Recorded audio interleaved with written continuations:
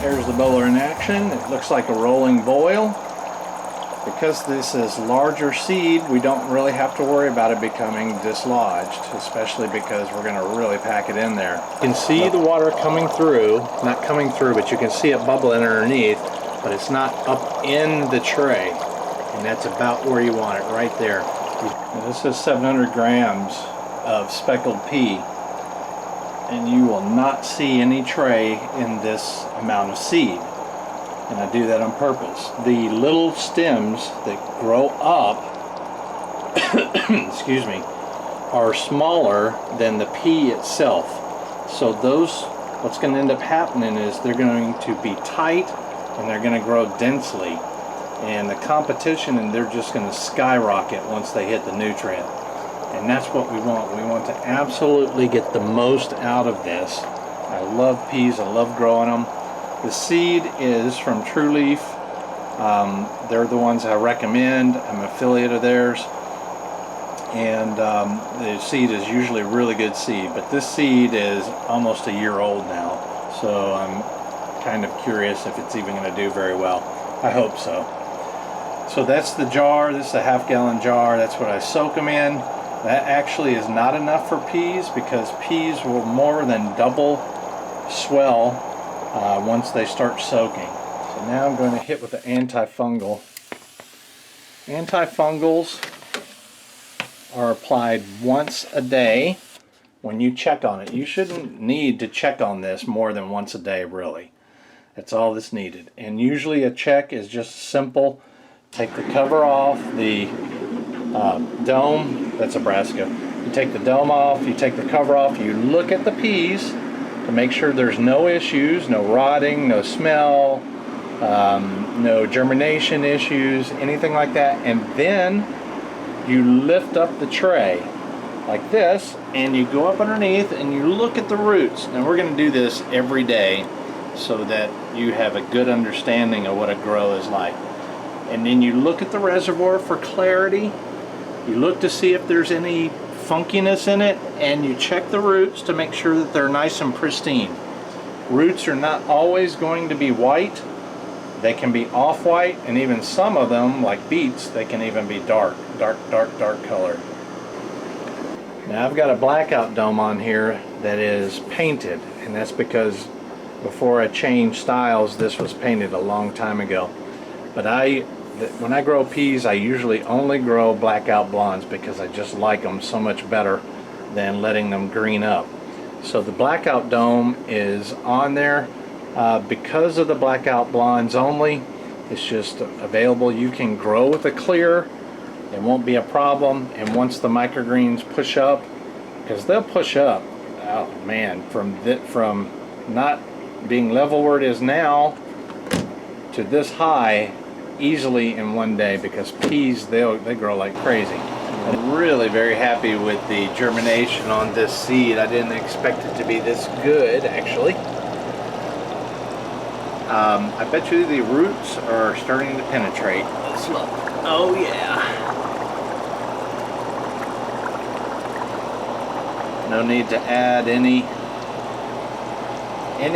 nutrient to it yet, but we're going to hit it with the antifungal. Once the roots go down a little bit more, probably tomorrow, we're going to take it out for its first rinse. Now you do the rinse as a preventative to mold. You do it before the mold has a chance to take hold. And peas is a somewhat problematic crop to grow as microgreens because they can show mold frequently. Not as bad as sunflowers, but definitely a lot worse than most others. I want to let you know as well that you need to check this every single day, not only to check to make sure that the roots are healthy and it's germinating properly, but you need to stay on track of it. Just once a day is all that's needed. We're starting to see the little leaves form on there now. Next day, we're going to hit it with the antifungal.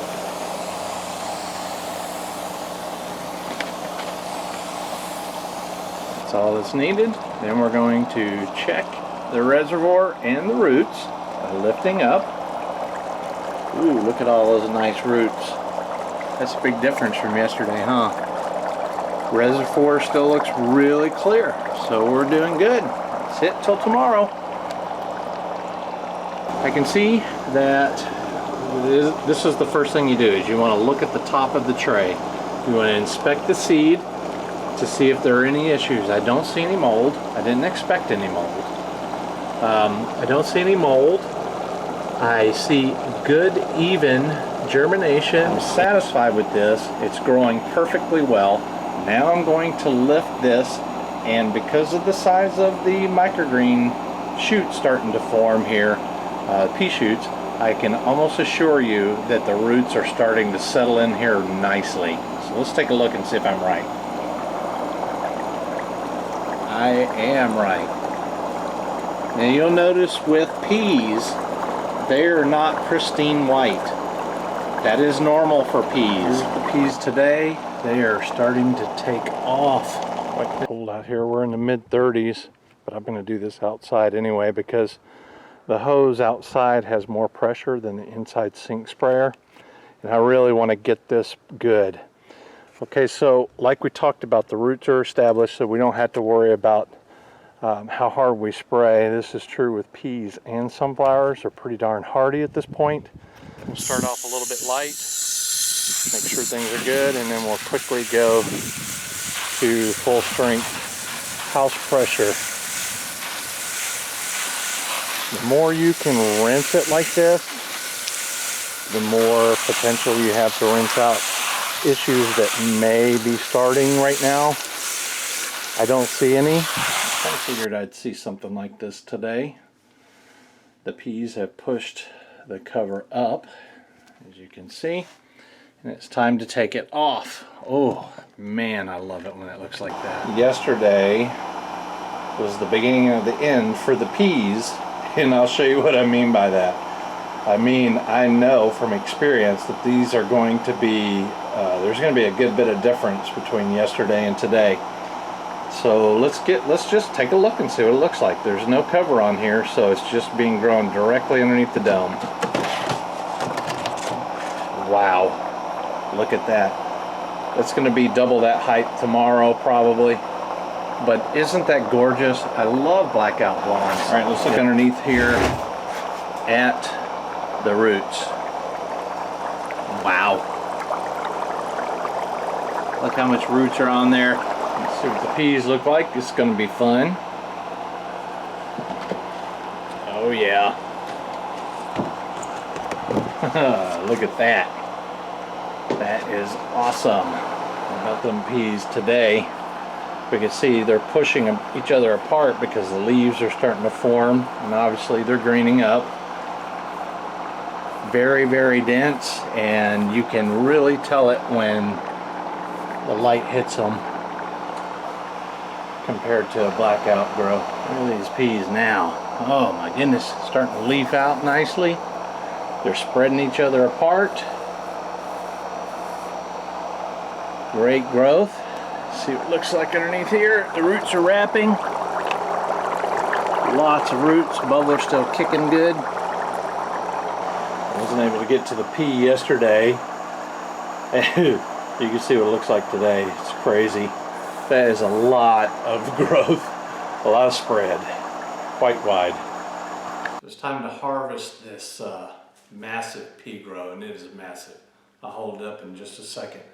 What I got here is my microgreen harvesting stuff. I've got a tub.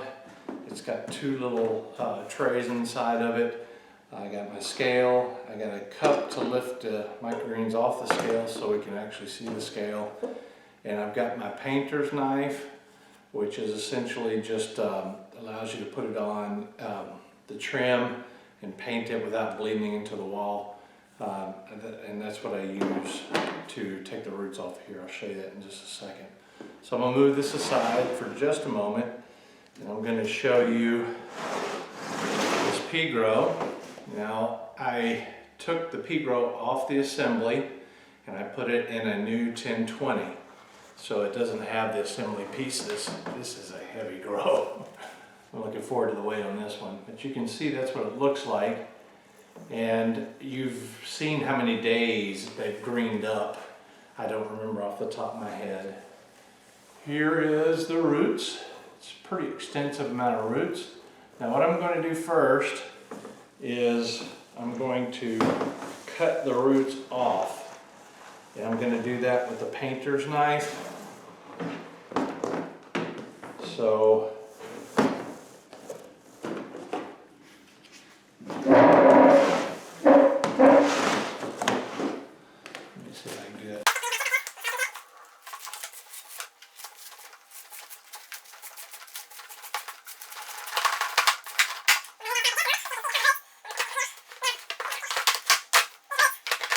this is a massive amount of roots here. This is over a pound of roots.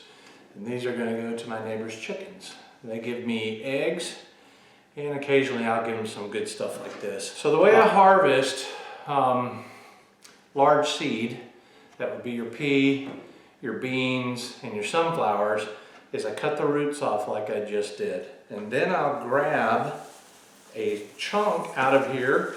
If you don't cut the roots off, you'll never be able to do what I'm doing right now. And that is pull it out like that in a chunk. And so what I do with this, let me bring it up close. Let me show you what it looks like. But you can see the little pea attached to it still. I'm going to do is I'm going to cut it with scissors above the line here. I will do this handful for you, and then I'll do the rest of them and bring you back for a weight. That's all I'll do. I've got it over the trash can.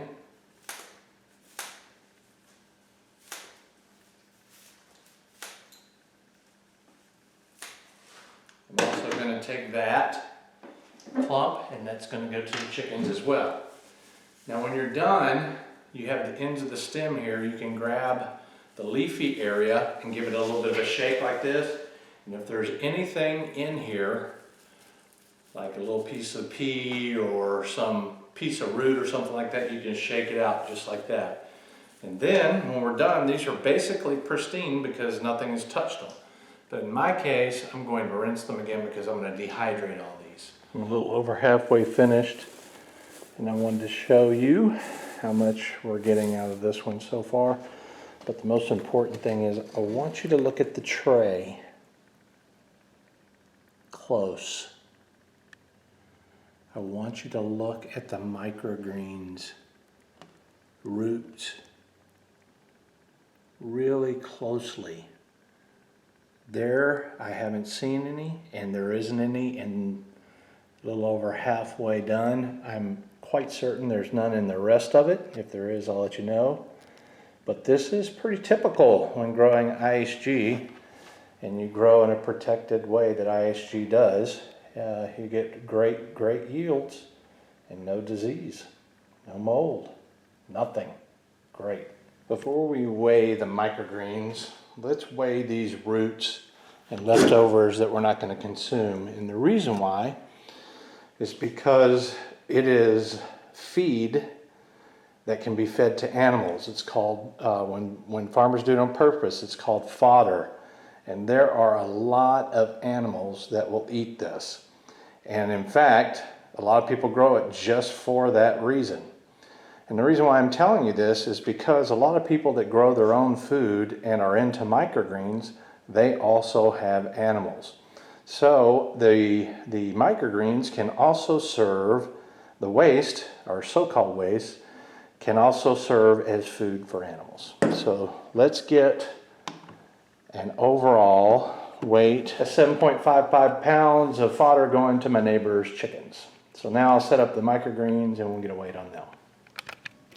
All the microgreens pretty much filled up these trays. I left a little bit open so you can see the stems. There was no mold or anything on there.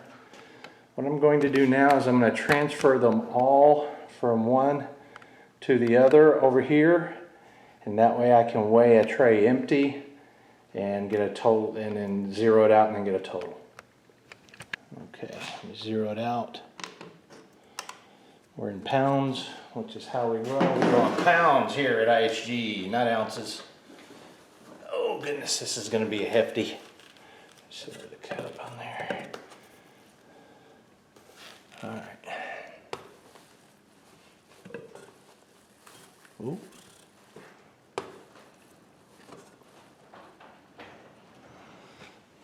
Okay. 5.820. It is the biggest grow I've ever had.